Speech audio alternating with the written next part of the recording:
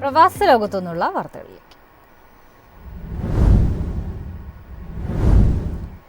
ഇന്ത്യയും ന്യൂസിലൻഡും സ്വതന്ത്ര വ്യാപാര കരാറിനെ കുറിച്ചുള്ള ചർച്ചകൾ ആരംഭിക്കുമെന്ന് പ്രധാനമന്ത്രി നരേന്ദ്രമോദി പ്രഖ്യാപിച്ചു.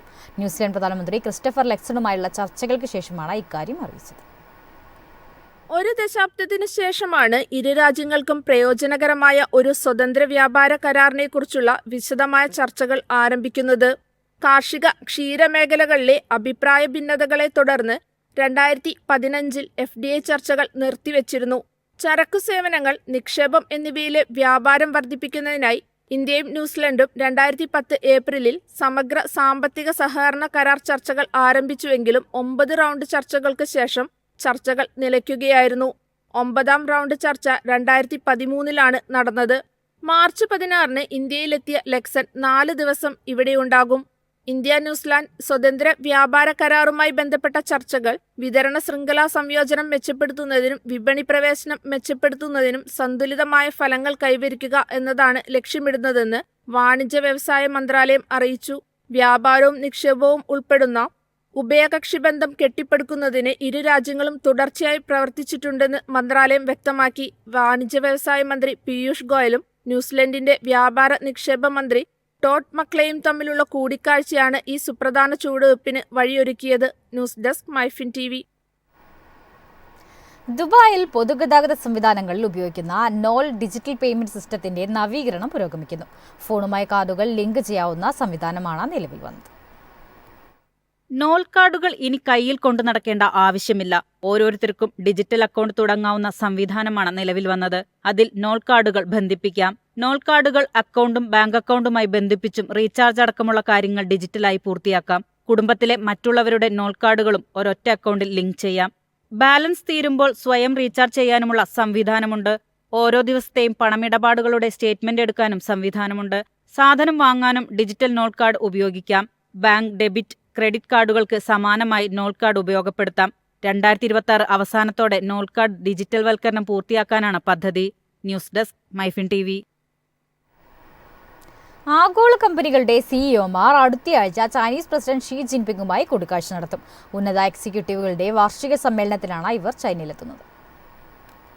ക്വാൽകോം ഇൻകോർപ്പറേറ്ററിന്റെ ക്രിസ്ത്യാനോ അമോഡ്, സൗദി ആരാംകോയുടെ അമീൻ നാസർ എന്നിവരുൾപ്പെടെയുള്ള ആഗോള സിഇഒമാർ ഉന്നത എക്സിക്യൂട്ടീവുകളുടെ വാർഷിക സമ്മേളനത്തിനായി ബീജിംഗിലെത്തും. മാർച്ച് 28 ചീഫ് എക്സിക്യൂട്ടീവ് ഓഫീസർമാർക്ക് ഷീ ജിൻപിങ്ങിനെ കാണാനുള്ള പദ്ധതികളുണ്ട്. ബ്ലാക്ക്സ്റ്റോൺ ഇൻകോർപ്പറേറ്റഡിന്റെ സ്റ്റീവ് ഷ്വാൾസ്മാൻ, ഫൈസർ ഇൻകോർപ്പറേറ്റഡിന്റെ ആൽബർട്ട് ബൗർല, ഫെഡെക്സ് കോർപ്പറേറ്റഡിന്റെ രാജേഷ് സുബ്രഹ്മണ്യം തുടങ്ങിയ മുൻകാല ചൈന ഡെവലപ്മെന്റ് ഫോറത്തിൽ പങ്കെടുത്ത വ്യക്തികൾ ഈ വർഷവും പങ്കെടുത്തേക്കും. മാർച്ച് 23 മുതൽ 24 വരെയാണ് പരിപാടി. വിദേശ നിക്ഷേപ ഒഴുക്കും തുടർച്ചയായ സാമ്പത്തിക ബലഹീനതയും മറികടക്കാനാണ് ഷീ ജിൻപിങ് ശ്രമിക്കുന്നത്. ഈ വർഷം സാമ്പത്തിക ഉൽപാദനം ഏകദേശം 5% വർദ്ധിപ്പിക്കുക എന്നതാണ് ജിൻപിങ് സർക്കാരിന്റെ ലക്ഷ്യം. ട്രംപിൽ നിന്നുള്ള കൂടുതൽ താരിഫുകൾ ഇതുമൂലം തടസ്സപ്പെട്ടേക്കാം. ഇതുവരെ ഒഴിവാക്കിയിരുന്ന വലിയ തോതിലുള്ള ഉത്തേജന നടപടികളിൽ ബീജിംഗ് മാറ്റം വരുത്തിയേക്കാം. കഴിഞ്ഞയാഴ്ചയാണ് ചൈനയുടെ പ്രതികാര തീരുവകൾ പ്രാബല്യത്തിൽ വന്നത്. ബീഫ്, കോഴി എന്നിവ മുതൽ ധാന്യങ്ങൾ വരെയുള്ള നിരവധി US ഉൽപ്പന്നങ്ങൾക്ക് തീരുവ ചുമത്തി. മാർച്ച് 25 മുതൽ 28 വരെ ഹെനാന്റെ തെക്കൻ പ്രവിശ്യയിൽ നടക്കുന്ന ബോവോ ഫോറം ഫോർ ഏഷ്യയിലും ചില സിഇഒമാർ പങ്കെടുക്കും. ഹോങ്കോങ്ങിൽ HSBC global investment summit March 25 മുതൽ 27 വരെയാണ്. News desk MyFin TV. Saudi അറേബ്യയിൽ പ്രവാസികൾക്കും ഫാർമസികൾ തുടങ്ങാൻ അനുമതി. പുതിയതായി ഫാർമസി തുടങ്ങുന്ന പ്രവാസിക്കോ പങ്കാളികളിൽ ഒരാൾക്കോ ഔദ്യോഗിക അംഗീകാരമുള്ള ഫാർമസിസ്റ്റ് സർട്ടിഫിക്കറ്റ് ഉണ്ടായിരിക്കണമെന്നതാണ് നിബന്ധന.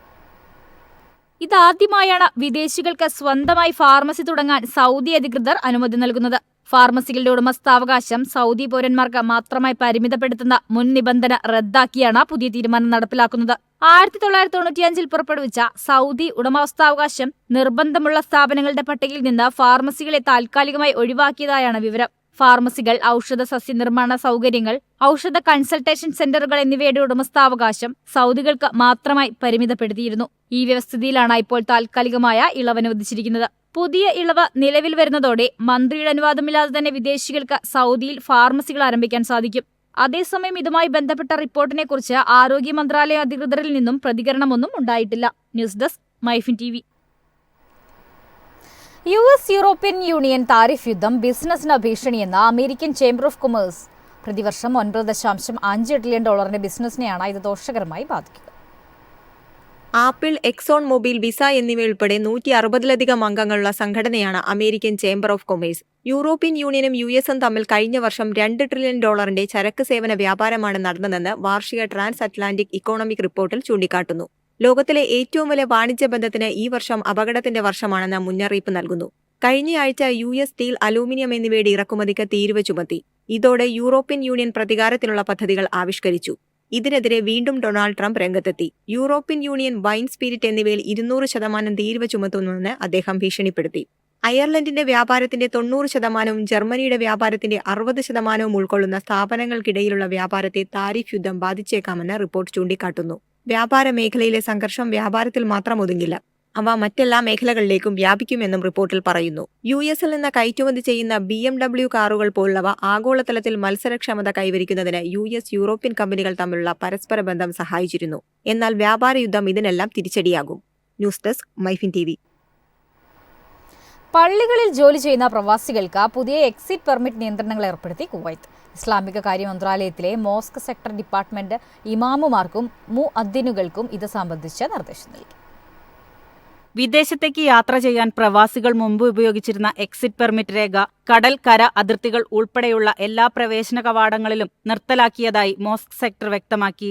പ്രിന്റ് ചെയ്ത പെർമിറ്റിന് ഇനി സാധുതയുണ്ടാകില്ല. സഹേൽ ആപ്പ് വഴി ലഭ്യമായ ഡിജിറ്റൽ എക്സിറ്റ് പെർമിറ്റ് സർട്ടിഫിക്കറ്റ് നിർബന്ധമാണ്. യാത്ര ചെയ്യുന്ന തീയതികൾക്ക് വളരെ മുൻപ് തന്നെ പ്രവാസികൾ അവരുടെ എക്സിറ്റ് പെർമിറ്റുകൾ നേടണമെന്ന് വ്യക്തമാക്കിയിട്ടുണ്ട്. തങ്ങളുടെ യാത്രാ പെർമിറ്റുകൾ പുതുക്കേണ്ടതിന്റെ ആവശ്യകതയെക്കുറിച്ച് പള്ളിയിലെ പ്രവാസി തൊഴിലാളികളെ അറിയിക്കണമെന്നും നിർദ്ദേശം നൽകി. News desk, MyFin TV. തൊഴിൽ, താമസ, അതിർത്തി സുരക്ഷാ നിയമങ്ങൾ ലംഘിക്കുന്നവർക്കെതിരെ കർശന പരിശോധനകളുമായി സൗദി ആഭ്യന്തര മന്ത്രാലയം. കഴിഞ്ഞ ഒരാഴ്ചക്കിടയിൽ പിടിയിലായത് 23,765 പേർ. സുരക്ഷാ സേനയുടെ വിവിധ യൂണിറ്റുകളും ജനറൽ ഡയറക്ടറേറ്റ് ഓഫ് പാസ്പോർട്ട് നടത്തിയ സംയുക്ത പരിശോധനയിൽ രാജ്യത്തിന്റെ വിവിധ ഭാഗങ്ങളിൽ നിന്നാണ് നിയമലംഘകരെ പിടികൂടിയത്. 16,644 പേർ ഇഖാമ പുതുക്കാത്തവരും ഹുറൂബ് കേസും മറ്റുമായി താമസ നിയമം ലംഘിച്ചവരാണ്. 3,896 പേർ അതിർത്തി സുരക്ഷാ നിയമലംഘകരാണ്. 3,325 പേർ തൊഴിൽ നിയമം ലംഘിച്ചവരാണ്. നിലവിൽ നടപടികൾ നേരിടുന്ന 39,976 നിയമലംഘകരിൽ 36,335 പുരുഷന്മാരും 3,669 സ്ത്രീകളുമാണുള്ളത്. അതിർത്തി സുരക്ഷാ ചട്ടങ്ങൾ ലംഘിച്ച വിദേശികൾക്ക് രാജ്യത്തേക്ക് പ്രവേശിക്കാൻ സൗകര്യമൊരുക്കിയാൽ 15 വർഷം വരെ തടവ് ശിക്ഷ ലഭിക്കുമെന്ന് മന്ത്രാലയം മുന്നറിയിപ്പ് നൽകി. കൂടാതെ 10 ലക്ഷം റിയാൽ വരെ പിഴയും ചുമത്തും. News desk, MyFin TV.